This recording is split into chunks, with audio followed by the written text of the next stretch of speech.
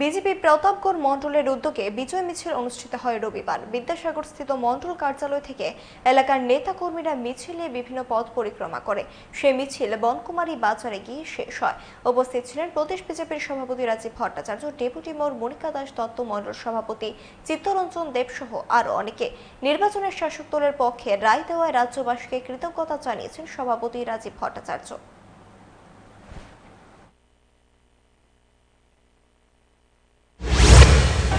ভারতবর্ষের যশস্বী প্রধানমন্ত্রী 2024-এ আমাদের যে লক্ষ্যমাত্রা ছিল দেশের প্রধানমন্ত্রী বানানো তৃতীয়বারের জন্য, সেটা আমাদের কাছে একটা আমাদের যে সংকল্প, সেই সংকল্প সার্থক রূপ নিয়েছে।